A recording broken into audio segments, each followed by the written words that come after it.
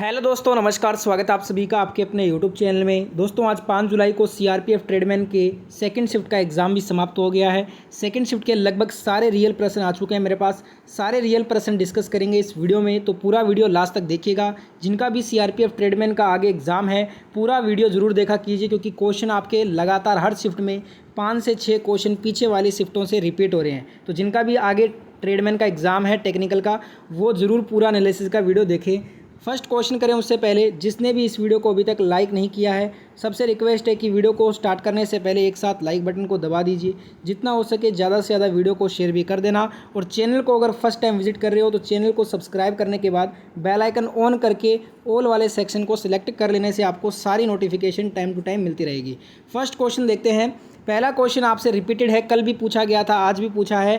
कांग्रेस की पहली महिला अध्यक्ष पूछी थी और भारतीय महिला अध्यक्ष अगर सीधा पूछ लेता तो एनी बेसेंट होता। 1917 के कलकत्ता अधिवेशन में अध्यक्षता की थी इन्होंने, पर यहाँ पे भारतीय महिला अध्यक्ष पूछा है तो सरोजिनी नायडू हो जाएगा। 1925 में ये कांग्रेस की महिला अध्यक्ष बनी थी। ठीक है, अगला क्वेश्चन यहाँ पे पूछा गया, 86वां संशोधन के तहत कौन सा कर्तव्य जो है मौलिक कर्तव्य संविधान में जोड़ा गया। तो आपको बता दूं दोस्तों, वर्तमान में हमारे टोटल 11 मौलिक कर्तव्य हैं और 86वां संविधान संशोधन 2002 में करके 11वां मौलिक कर्तव्य जोड़ा गया था। तो 11वां आपका राइट आंसर होगा। इससे पहले हमारे संविधान में 10 मौलिक कर्तव्य थे जो कि स्वर्ण सिंह समिति की अनुशंसा पर ऐड किए गए थे 42वें संविधान संशोधन 1976 से। ठीक है, अगला क्वेश्चन यहाँ पे पूछा गया था कि रणथंभौर मंदिर कहाँ और किसने बनवाया था।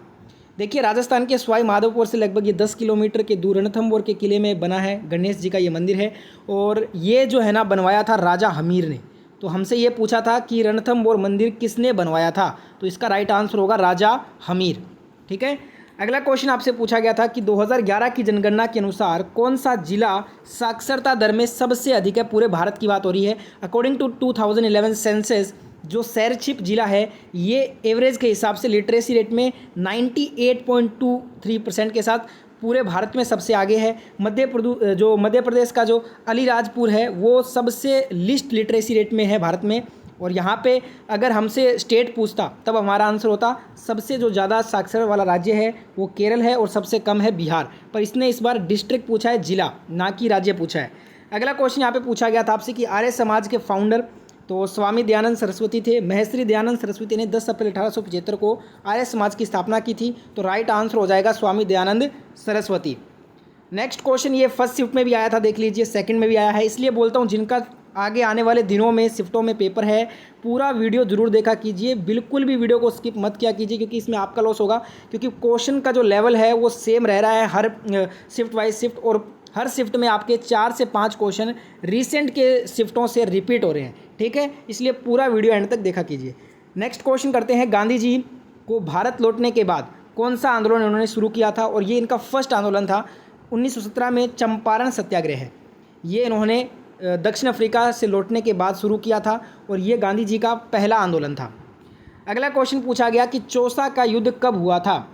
तो दोस्तों, मुगल सम्राट हुमायूं और अफगान शासक शेर शाह सूरी के मध्य 26 जून 1539 में चौसा का युद्ध लड़ा गया। इस युद्ध में बुरी तरह से हारा था हुमायूं। ठीक है, इसके कुछ टाइम बाद ही अगले साल 1540 में बिलग्राम का युद्ध हुआ था, वो भी इन दोनों के बीच में ही लड़ा गया था। उसमें भी बुरी तरह से हारा गया था हुमायूं। ठीक है, अगला क्वेश्चन यहाँ पे पूछा है कि OH जो आबंध है, वो जो बॉन्ड बनाता है वो कौन बनाता है। तो ये क्षार बनाता है। ठीक है, H+ जो है वो अम्ल बनाता है और OH जो है वो क्षार बनाता है। ठीक है, आपको पता होना चाहिए। अगला क्वेश्चन यहाँ पे पूछा गया हिंदी का कि कामदेव जो है वो उसका पर्यायवाची पूछा गया था। तो कामदेव के बहुत सारे होते हैं, जैसे कि मदन, काम, कंदर्प, मनोज, समर, मीनकेतु, मनसिज, मार, रतिपति, मनमथ, अनंग, ये सभी क्या है, कामदेव के पर्यायवाची हैं। और इसमें से आज आपके ऑप्शन में मनोज दिया गया था, जो कि आपका बिल्कुल करेक्ट आंसर हो जाता है इस क्वेश्चन का। नेक्स्ट क्वेश्चन पूछा गया था, चोल वंश की पहली राजधानी आपसे पूछी गई थी। तो दोस्तों बात करें चोल साम्राज्य की, तो इसकी स्थापना विजयालय ने की थी। उन्होंने 8वीं शताब्दी में तंजौर साम्राज्य पर कब्जा कर लिया और पल्लवों को हराकर शक्तिशाली चोलों का उदय किया। इसलिए तंजौर को प्रख्यात चोल साम्राज्य की पहली राजधानी बनाया गया। तो तंजौर आपका राइट आंसर हो जाएगा। अगला क्वेश्चन आया था, हड़प्पा सभ्यता की जो शहरें हैं वो किस आकार में थी। तो हड़प्पा सभ्यता की जो शहरें हैं ना वो चतुर्भुजाकार थी। तो यहाँ पे चतुर्भुजाकार आपका राइट आंसर हो जाएगा। आयताकार नहीं करना है आपको, गलत हो जाएगा। चतुर्भुजाकार आपका राइट आंसर था। नेक्स्ट क्वेश्चन देख लेते हैं। अगले क्वेश्चन में आपसे पूछा था 2021 में कृत्रिम जो बुद्धिमत्ता अनुसंधान नवाचार केंद्र है वो कहाँ पे है, तो ये IIT मद्रास में है। IIT मद्रास आपका राइट आंसर हो जाएगा इस क्वेश्चन का। नेक्स्ट क्वेश्चन हिंदी का पूछा गया कि वाक्यांश में जो कुछ ना जानता हो उसे हम बोलेंगे अज्ञ, तो अज्ञ आपका राइट आंसर था। एक क्वेश्चन यहाँ पे पूछा गया कि अष्टाध्यायी शब्द में कौन सा समास जुड़ा है, तो दोस्तों बता दूं आपको मैं, अष्टाध्यायी जो शब्द है इसमें द्विगु समास है। तो अगर आपने द्विगु समास किया था तो आपका आंसर बिल्कुल करेक्ट होगा। यद्यपि का संधि विच्छेद पूछ लिया गया, तो यद्यपि का संधि विच्छेद देख लेते हैं एक बार। यद्यपि का संधि विच्छेद होता है यदि प्लस अपि, ये होगा यद्यपि का संधि विच्छेद। नेक्स्ट क्वेश्चन आया था जो उपकार को न मानता हो, जो उपकार को न मानने वाला हो उसे कृतघ्न कहेंगे, तो कृतघ्न आपका राइट आंसर होगा। समय खाना खाने वाले को समय पाकी भी कहा जाता है, ठीक है। एक यहाँ पे भ्राता का पर्यायवाच्य पूछा था, तो बंधु, भ्राता, भाई, सहोदर, अग्रज, अनुज, ये सभी क्या है, भ्राता के पर्यायवाच्य हैं। बताइएगा आपके ऑप्शन में क्या दिया गया था।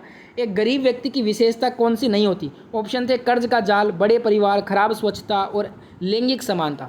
अगर इन 4 ऑप्शन में से आंसर करेंगे तो लैंगिक समानता बिल्कुल आपका करेक्ट आंसर होगा। बाकी आप बताना आपने क्या आंसर दिया था इसमें।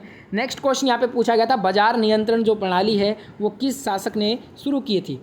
दोस्तों जो मार्केट पॉलिसी को जो इंट्रोड्यूस किया था वो अलाउद्दीन खिलजी ने किया था, तो अलाउद्दीन खिलजी आपका राइट आंसर हो जाएगा इस क्वेश्चन में। नेक्स्ट क्वेश्चन यहाँ पे पूछा गया कि IPRD 2022 में हिंद प्रशांत क्षेत्रीय संवाद का जो चौथा संस्करण है वो किसने शुरू किया, तो ये नौसेना ने शुरू किया है। नौसेना आपका राइट आंसर हो जाएगा इस क्वेश्चन में।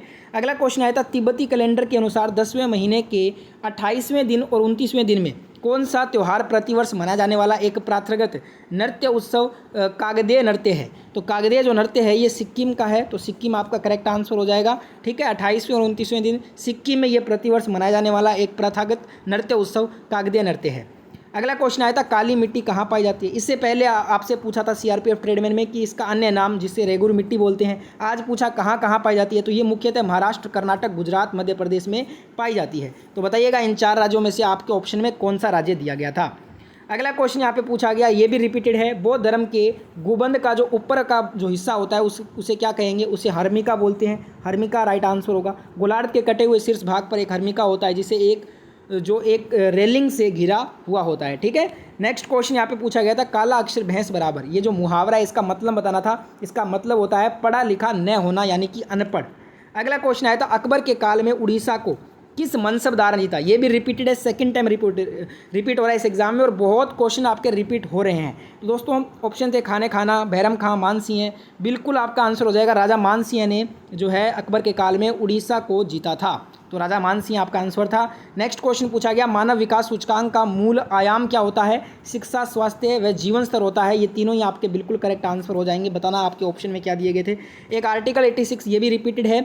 अनुच्छेद 86 का शीर्षक है राष्ट्रपति का सदनों को अभिभाषण और संदेश भेजने का अधिकार। ये अनुच्छेद 86 में दिया गया है, ठीक है।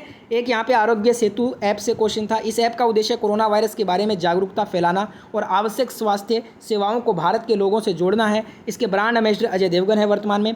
दोस्तों आरोग्य सेतु से एग्जैक्ट सवाल तो नहीं मिला है पर मैंने आपको डिटेल बता दिया, इसी में से कोई क्वेश्चन पूछा गया था। एक क्वेश्चन यहाँ पे पूछा गया कि पौधों में जब पत्तियाँ नहीं निकलती तब पौधा भोजन कहाँ से प्राप्त करता है। सूर्य की किरणें, हवा, खनिज पदार्थ आदि।